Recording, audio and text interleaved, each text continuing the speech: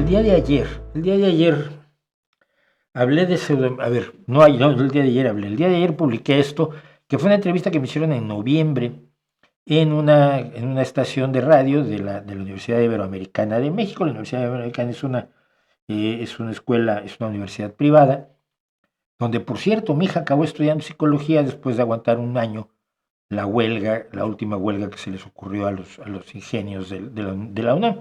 Estudiaba ciencias biomédicas, pero pues acabó estudiando psicología porque no había dónde estudiar ciencias biomédicas y eso lo tenían tomado los señores que estaban haciendo la revolución. ¿Qué tal le salió, por cierto? Ah, que no la hicieron. Bueno, pues así es, pero le desgraciaron la vida a un montón de gente, profesores y alumnos. Y mi hija estudió en la Iberoamericana, entonces me hablaron de la Ibero, que si hablaba yo sobre pseudomedicina, sobre todo cómo son las personas, qué proponen o qué ofrecen las personas que engañan con curas mágicas, con curas imposibles, y cómo identificarlas, cómo darse uno cuenta de que le están contando una milonga.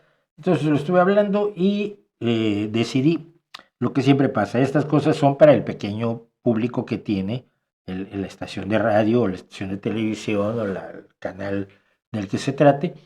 Y entonces darle un poco más de difusión a través de este canal. Entonces la grabación de radio la pasamos a ser parte de este canal, la publicamos el día de ayer y creo que es interesante porque ya son cosas de las que he hablado muchas veces, pero mucha gente no las ha oído. Y esa es la razón por la que a veces hay que repetir constantemente el mensaje. Yo tuve un director de revista de revistas, Enrique Lubet, que decía que podíamos hacer simplemente revistas para 5 años y al terminar los 5 años pues volvíamos a publicar la primera. Siempre es una revista muy familiar, una revista de temática general, no era una revista noticiosa, revista de revistas, que fue en realidad el origen del periódico Excelsior. Y entonces él decía, porque a los 5 años ya cambió nuestro público y los que vienen no saben lo que pasaba antes. Yo hablaba con Muleta antes de empezar ahora de lo que teníamos que comentar el día de hoy, de lo que conviene comentar el día de hoy, y dice, pero es que esto lo estaba resuelto hace 10 años, pues sí, pero los jóvenes que tienen hoy 25, pues no se enteraron hace 10 años de que el tema de los transgénicos estaba resuelto, entonces vienen con los argumentos de hace 10 y 15 y 20 años y hay que volvérselos a explicar. Es aburridísimo o es a veces muy desalentador quizás para algunas personas, pero yo creo que es fundamental volver a lo mismo, ¿no? Repetir lo mismo, y es lo que hago yo aquí en este tema de pseudomedicina y de cómo la gente nos ofrece cosas que no nos puede dar y cómo la gente cree cosas que son imposibles. A mí siempre, la que siempre me ha dejado a mí muy preocupado es la que le dicen, es que la cura contra el cáncer la escondió una farmacéutica que la tiene allí, mató o le pagó mucho dinero al que lo inventó. Ahorita gente que cree que la ciencia se hace en el garaje todavía, ¿no? En la cochera.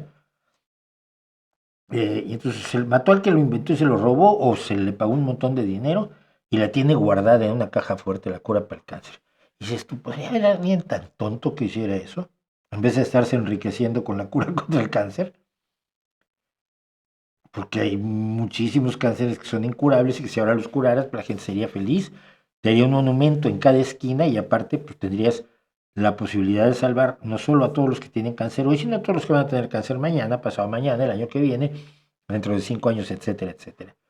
¿Quién haría eso? No, mira, si yo anuncio que tengo la cura contra el cáncer, va a haber una fila de inversionistas afuera de mi casa para ofrecerme millones, casas, coches, gloria, fama, eh, sexo, violencia y drogas a cambio de comprarme mi cura contra el cáncer. Pero a la gente le resulta muy fácil creer en estas conspiranoias. Y hoy en los comentarios totalitarios, mira, qué bonito nombre quedó ese. En los comentarios totalitarios tenemos algunos de esos.